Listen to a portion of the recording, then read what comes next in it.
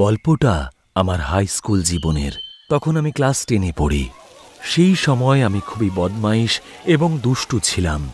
আমি এবং আমার বন্ধু রাজু ও চিন্টু ক্লাসের সবাইকে খুব বিরক্ত করতাম। এক কথায় বলতে গেলে ওদেরকে র্যাগিং করতাম। আমাদের ক্লাসে একটা ছেলে পড়ত, ওর নাম ছিল শিবা। আমরা ওকে একটু বেশি র্যাগিং করতাম। প্রায় প্রতিদিনই ক্লাসের ফাঁকে অকারণেই আমরা ওকে কান ধরে উঠবোস করাতাম, আর আমরা যা বলতাম ও মুখ বুজে তাই করত। টয়লেটে গেলে আমরা বাইরে থেকে বাথরুমের দরজাটা বন্ধ করে দিতাম। চিন্টু একবার ওর একগোছা চুলও কেটে দিয়েছিল, কিন্তু তাতেও ও কাউকে কমপ্লেন করেনি। একদিন তো আব্দুল ক্লাসের মেয়েগুলোর সামনে হিরো সাজার জন্য শিবাকে অকারণে থাপ্পড় মেরে বসল আর ধাক্কা মেরে ফেলে দিল। সেই দেখে ক্লাসের মেয়েগুলো খুব হাসছিল, কিন্তু সেই প্রথমবার আমার খুব খারাপ লাগছিল। সেদিন আমাদের নাইট ক্লাস ছিল। প্রতিদিনের মতোই আমি, রাজু আর চিন্টু রাবারের টুকরোগুলোকে ছুঁড়ে ছুঁড়ে মেয়েদের বিরক্ত করছিলাম।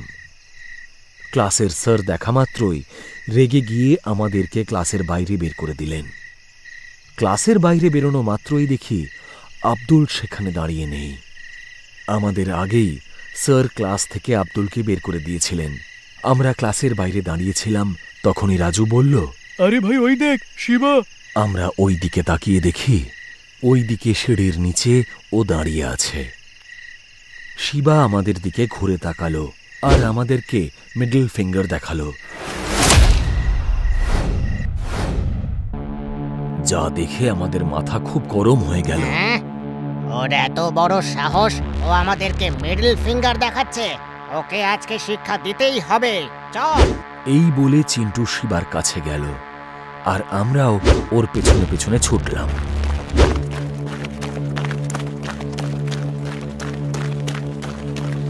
পিছু করতে করতে আমরা তিনজন তিনতলার টয়লেটের কাছে পৌঁছে গেলাম। হ্যাঁ, ভেতরটা মনে হয় টয়লেটের ভেতরে লুকিয়ে আছে। চিন্টু বলল আমাদেরকে, আরে চল না, ওকে মজা দেখাতে হবে। এই বলেই আমরা তিনজনে টয়লেটে গেলাম। ভেতরে ঢুকতেই আমরা শিবাকে দেখতে পেলাম। ও আমাদের দিকে পেছন করে মাটিতে বসে কিছু একটা খাচ্ছিল। আওয়াজটা অনেকটা মূলো গাজর খাওয়ার মতো। কি রে ভম্বল, তোর এত ক্ষমতা, তুই আমাদেরকে মিডল ফিঙ্গার দেখাস? রাজু দূরে দাঁড়িয়েই ওকে বলল, কিন্তু শিবা আমাদের দিকে ঘুরেও তাকালো না। তাই আমরা তিনজনেই ওর কাছে গিয়ে দাঁড়ালাম। ওঠ না ভম্বল। রাজু তার মাথায় চাঁটি মেরে বলল, আর তখনই ও ঘুরে আমাদের দিকে তাকালো। ওকে দেখে আমাদের লোম খাড়া হয়ে গেল, কারণ শিবার মুখটা পুরো রক্তে মাখা ছিল আর ও একটা মানুষের আঙুল চিবোচ্ছিল। ওর হাতের দিকে তাকাতেই ওর হাতে দেখি আর একটা কাটা হাত আছে। সেই হাতের আবার 3টে আঙুল শিবা খেয়ে ফেলেছিল। বাকি 2টো আঙুলও শিবা গাজরের মতন চিবিয়ে খেয়ে ফেলল।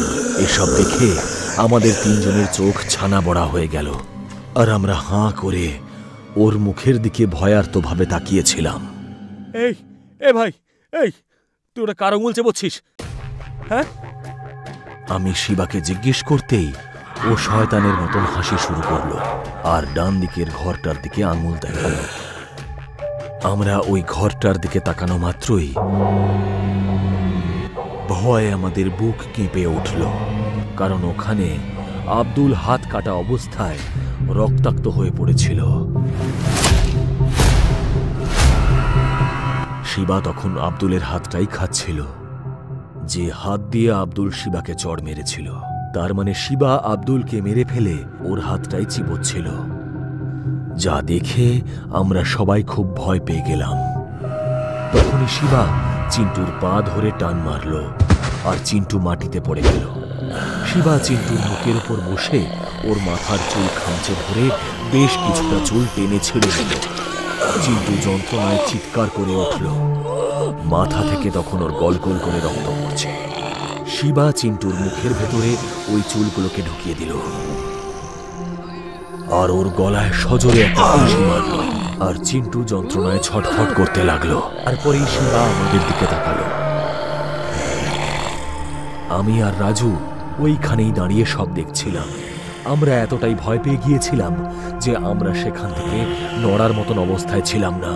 আমি আর রাজু পালানোর জন্য দরজার দিকে দৌড়াতে শুরু করলাম, কিন্তু যেই দরজার কাছে পৌঁছলাম দেখলাম শিবা সেখানে আগে থেকেই দাঁড়িয়ে আছে। মাথাটা বেঁকিয়ে ও আমাদের দিকেই তাকিয়ে রয়েছে আর বিড় বিড় করে যেন একটা মন্ত্র জপ করছে। আমরা ঘুরেই চিন্টুর লাশের দিকে ছুটে যেতে গিয়ে দেখি চিন্টুর লাশ ওই জায়গাতে দাঁড়িয়ে আছে এবং পাশে আব্দুলের লাশ। ওরা দুজনে আমাদের দিকে তাকিয়ে হাসছিল। আমরা পেছনে ঘুরে দেখি শিবা আমাদের পেছনে দাঁড়িয়ে রয়েছে।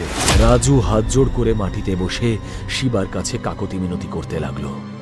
শিবা প্লিজ আমাকে ছেড়ে দে ভাই, আমার ভুল হয়ে গেছে, আমি আর কখনো তোকে বিরক্ত করব না, প্লিজ ছেড়ে দে আমাকে শিবা। রাজু কিছু একটা বলতে যাচ্ছিল, ঠিক তখনই শিবা রাজুর মুখে একটা লাথি মারল এবং ওর মাথাটা নিজের পা দিয়ে চেপে ধরল আর ওর মাথাটা পুরো থেতলে দিল। আমি আমার মুখের ভাষা হারিয়ে ফেলেছিলাম আর ভয় থর থর করে কাঁপছিলাম।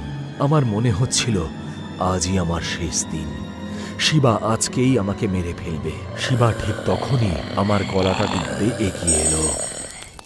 আমাকে স্পর্শ করা মাত্রই ওর হাতে আগুন জ্বলে উঠল। ও ভয় পিছনে সরে গেল। ও আমাকে ছোঁয়ার চেষ্টা করলেই ওর হাতে আগুন জ্বলে উঠছিল। আব্দুল আর চিন্টু আমাকে ছোঁয়ার চেষ্টা করছিল, কিন্তু ওরা ছোঁয়া মাত্রই ওদের সাথেও একই ঘটনা ঘটল যা শিবার সাথে ঘটছিল। আমি কিছুই বুঝতে পারছিলাম না যে এরকম কেন হচ্ছে।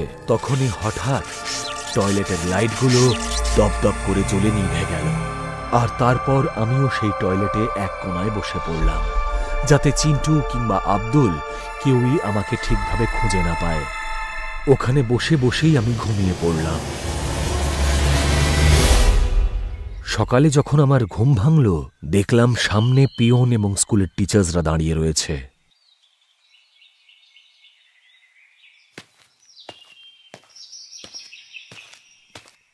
কাল রাতে কি হয়েছিল আর তোমার বন্ধুদের কে মারলো? তারপর আমি তাদেরকে বললাম যে শিবা হত্যা করেছে। শুনেই তারা একে অপরের মুখ চাওয়াচাওয়ি করলেন আর তারপর প্রিন্সিপাল বললেন, কিন্তু এটা কি করে সম্ভব? শিবা তো গতকাল বিকেল 5টার সময় মারা গেছে। ওর নিজের ঘরে গলা কেটে নিজেই আত্মহত্যা করেছে। প্রিন্সিপাল স্যার আমাকে বললেন, আর ওনার কথাটা শোনা মাত্রই আমি আমার মধ্যে আর ছিলাম না। আমি ওনাকে বললাম যে সত্যি এগুলো সব শিবা করেছে, কিন্তু কেউই আমার কথায় বিশ্বাস করলো না। তখনই স্যারের ফোনে একটা কল এলো। কি? ক্লাস 10-এর আরো 3টে ছেলে আত্মহত্যা করেছে? কি হয়েছে স্যার? পিয়ন প্রিন্সিপালকে জিজ্ঞেস করলো আর স্যার বললেন, গতকাল রাতে আমাদের স্কুলের আরো 3টে ছেলে আত্মহত্যা করেছে। প্রিন্সিপাল স্যার উত্তর দিলেন, গতকাল রাহুল, মন্দার আর বিজয়, যারা ছিল আমারই ক্লাসের বন্ধু, তারাও আত্মহত্যা করেছিল। রাহুল ছাদ থেকে লাফ মেরে, বিজয় দেওয়ালে মাথা ঠুকে, আর মন্দার সিলিং ফ্যানে গলায় দড়ি দিয়েছিল। কিন্তু আমি জানতাম এগুলো আত্মহত্যা ছিল না, এগুলো সবকটাই ছিল হত্যা। আর এগুলো করছিল শিবা, কারণ রাহুল, মন্দার আর বিজয় আমাদের সঙ্গেই থাকত। তারাও শিবাকে র্যাগিং করত। রাহুল জেনে বুঝে শিবাকে সিঁড়ি থেকে ধাক্কা মেরে ফেলে দিয়েছিল, সেই জন্য শিবাও ওকে ছাদ থেকে ধাক্কা মেরে ফেলে দিয়েছিল। মন্দার শিবার গলার টাই ধরে কুকুরের মতো ওকে সারা ক্লাস ঘুরিয়েছিল, তাই জন্য শিবা ওকে সিলিং ফ্যানে ঝুলিয়ে মেরে ফেলেছিল। আর বিজয় শিবাকে একবার ধাক্কা মেরে মাটিতে ফেলে দিয়েছিল, তাতে শিবার মাথায় আঘাত লেগেছিল, সেই জন্য শিবাও দেওয়ালে মাথা ঠুকে বিজয়কে মেরে ফেলেছিল। আমি এই সব কথা প্রিন্সিপাল স্যারকে বললেও ওনারা কিছুতেই বিশ্বাস করতে চাইলেন না, বরং ওনারা আমাকে জিজ্ঞেস করলেন, তোমার সমস্ত বন্ধু মারা গেল, কিন্তু তুমি কি করে একলা বেঁচে গেলে? তার কারণ একটাই, আমার গলায় বজরংবলীর লকেট আছে। বাহ, ভালোই মিথ্যা বলতে শিখেছো দেখছি। পুরো প্ল্যান করেই নিজের বন্ধুদেরকে তুমি মেরে ফেললে। প্রিন্সিপাল স্যার আমাকে বললেন, আর পুলিশ ডেকে আমাকে তাদের হাতে তুলে দিলেন। যেভাবে রাজু, চিন্টু আর আব্দুলকে হত্যা করা হয়েছিল সেটা একমাত্র সাইকিক মানুষই করতে পারে। তাই জন্য পুলিশরা ভাবল যে আমি সেই খুনি। সেই জন্য তারা আমাকে পাগলাগারদে আটকে রাখল।